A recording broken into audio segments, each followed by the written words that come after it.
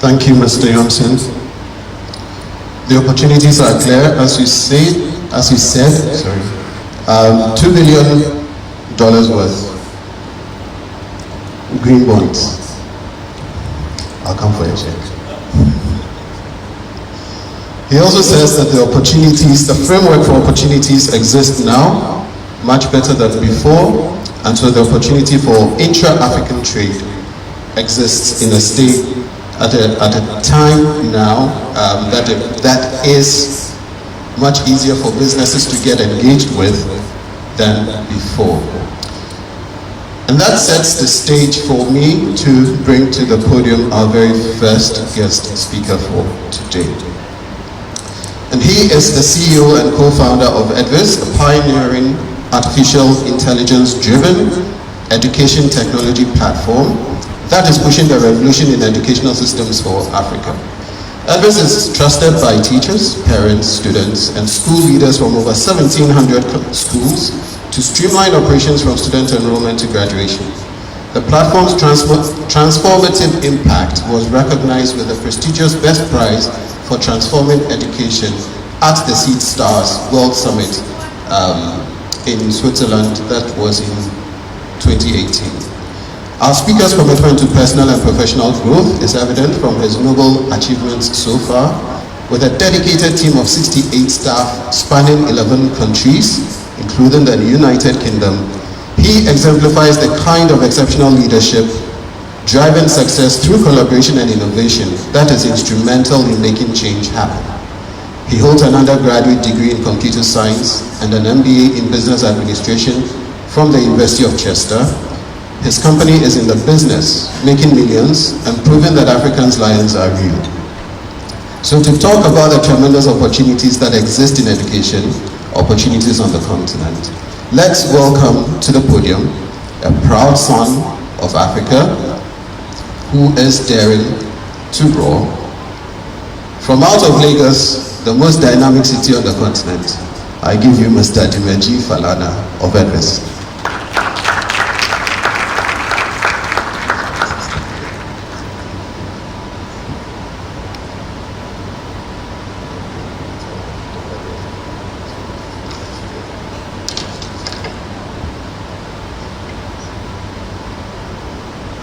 Thank you very much for inviting me, sir. I feel very happy to be here this morning, and I'm not taking it for granted for inviting me to come and share with the audience of the Business Roundtable for 2024. I've watched the previous ones. It's been a great work, and I can see the effects. I can see the testimonies. I can hear what people have been talking about the podium, the program. I feel so honored to be here this morning, and thank you for listening to me.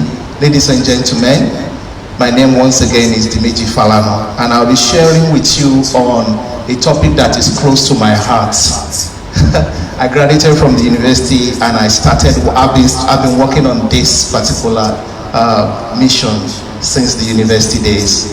So while my slide is coming on the screen, I will like to let you know that I'll be speaking on connecting the primary and secondary school classroom to economic growth in Africa, because it is worth $21 trillion US. So that is what I'll be talking about today. When I say K-12, I'm actually referring to the kindergarten all the way to the final year in the secondary school. So that's the primary and secondary school. That's the short form of it. And okay, maybe I should just start, because over time, quality education delivery in our schools can grow the GDP of Africa if we allow it. It is no longer breaking news, because we are no longer in 1990s, that the key to Africa self-sustaining, self-financing, and self-governing depends on the education. It's no longer breaking news. We have said it all enough. But this morning, I want to do a bit of clarion call. I want to share some data, and I want to call for collaboration, because the world now look unto us, and I will show it from the data. It is worth investing in, because if you look at the world of the business landscape across Africa, there's a major problem, and I'm sure the speakers here will share with me the same rationale, that hiring quality hands have become a challenge. And that is why I'm here this morning. When we raise students from primary and secondary school, they have the right attainment from every lessons. They will come out to have quality graduate outcome, and then they can earn a good living. We will have societal progress, we will have peace and security, and then we will have quality of people with buying power. It is not just enough to say, oh, Nigeria has 200 million population, Ghana has 30 million population. The question should be, what is the buying power? And we can connect buying power of people with the standard of education, the standard of attainment that they have gotten from the schools. Keeping more children in the school, the researcher says that America can save $45 billion every year. In sub-Saharan Africa, we can increase income of every household by 10% if more students attend schools. The out-of-school children population in Africa is alarming. Nigeria is about 20 million. If more students go back to school, income of household in sub-Saharan Africa can grow by 10%.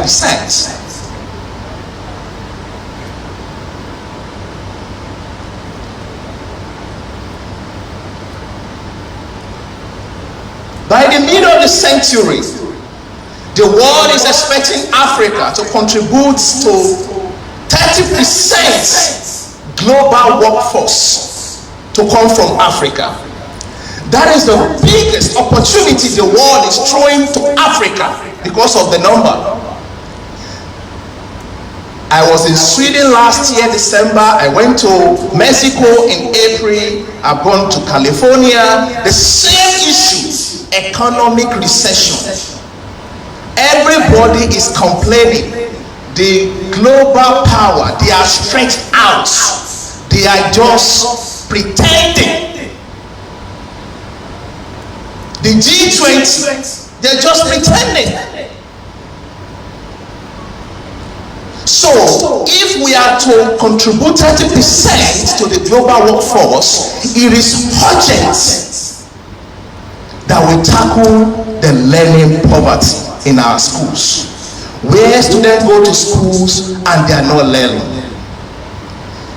Project-based learning, experiential learning, competency-based learning, we need to hastily, urgently spread it across Africa, because the demand that the world placed on us to bring 30% to the table, we will not be able to meet up. If we don't urgently start focusing on experiential learning, project-based learning, and competency-based learning, so that every time the teacher stands in front of the students, every business day will matter, will make meaningful impact in the life of the students.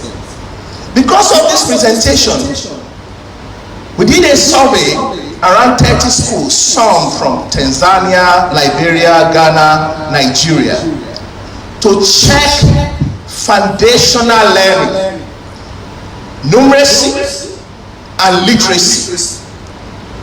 out of over 600,000, out of 6,000 students that we ran the survey for, 3.2% got more than 50% in mathematics. 6.2% got more than 50% in English language. Mathematics for logical, critical thinking, creative thinking, English for communication skills, understandings on how to negotiate.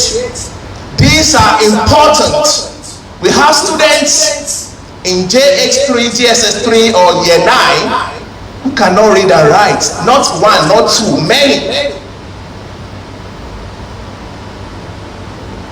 And we got here because of many reasons. Don't let us go back too much into the history. But the one that we have seen in the recent time is COVID-19. Before COVID-19 school lockdown, 7 out of 10 children in Africa, they go to school and they are not learning anything. COVID-19 came, zero learning in some urban and rural area. Even in Florida, 2 weeks no learning, the system collapsed. In Finland, they have one of the best education, they couldn't learn online. And even a few ones that were able to learn, even Nigeria and Europe and America, the students told us that the lessons are boring. Teachers could not teach online. And it's as a result of one thing, only 4% of teaching, learning, and administration was digitized before COVID. Globally, 4%. Only 4%. That was the struggle. And we came out of COVID. Now the number jumped up. 8 out of 10 children in Africa, they go to school, they are not learning. 80%. And those are the people we want to bring to the table of the 30% of global workforce. You can see now that we need to really pay attention to this particular problem. You can Google it, learning poverty. The data is everywhere. UNESCO, World Bank, they are all talking about it. Because learning poverty is the major issue that if we resolve it, then every other thing will start getting better gradually. Because the students that are going to school today, according to the World Bank, they have potential of losing future income, which is up to $21 trillion US in 50 years time. That is their future income. That is, as of today, 17% of the global GDP, which is bigger than the economy of Africa, because of learning poverty. We have lessons to learn from China. China used to be poor, but they became productive, and now they are innovating. Among many things that we can learn from China, there is one I brought to the table this morning. It is the ability to get students to recognize, to assimilate, and apply new knowledge for every teaching they have in the classroom.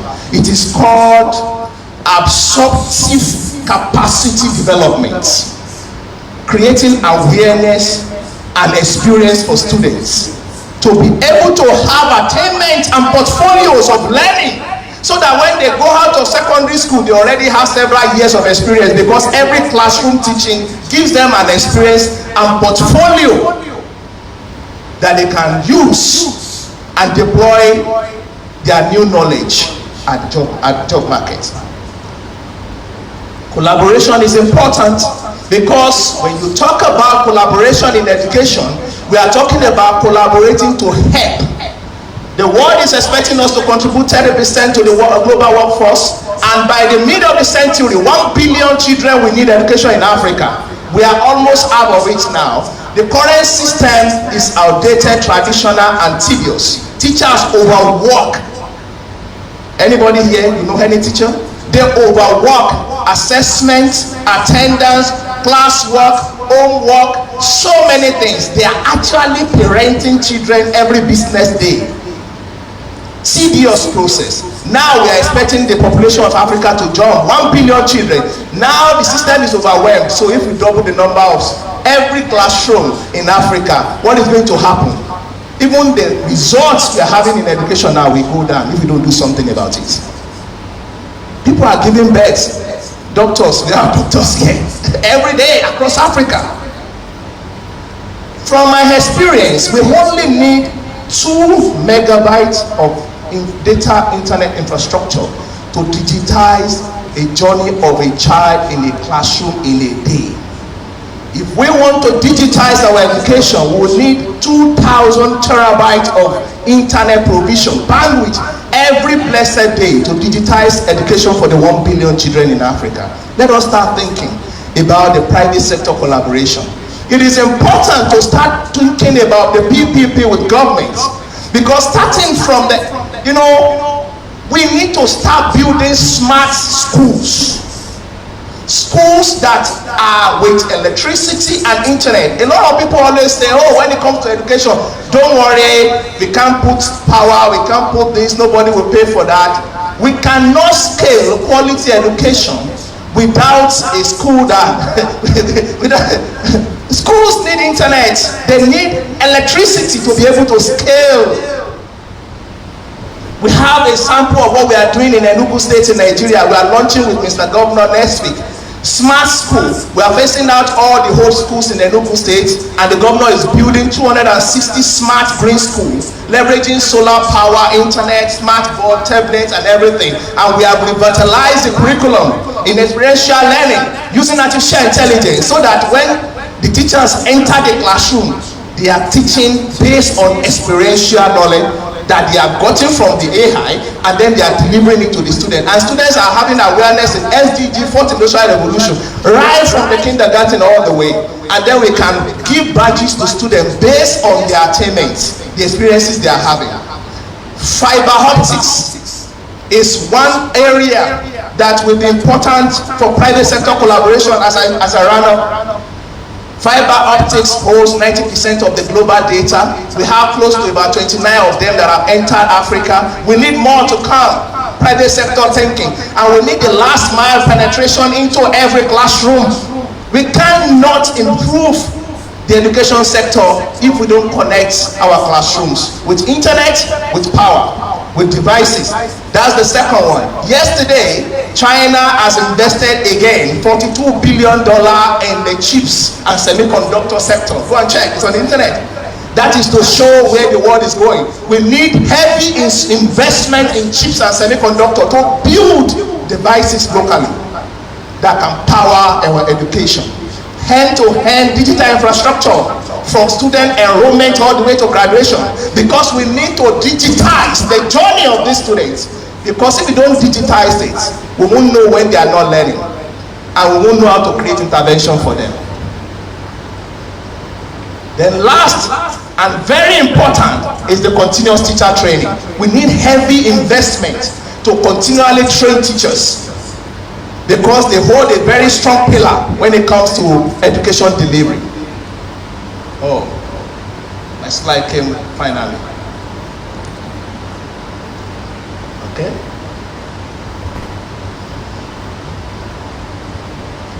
So to reverse the potential future of learning loss, we need to begin to look at the evidence of learning. Teachers should not be left alone. There is no government of this world, and even in Africa, that can come out and say, oh, Mr. President, how many students fall behind in cell theory class in biology today? There is no system that can show that to anybody in the world. And that is where Africa should go to. That is where we should go to. When students are not learning, we should be able to have an end-to-end system to be able to do that. So now, we call on political leaders, business leaders, and education leaders to see learning poverty as a major challenge into growing the GDP. Because if we don't tackle that problem, every other thing will look like a quick fix.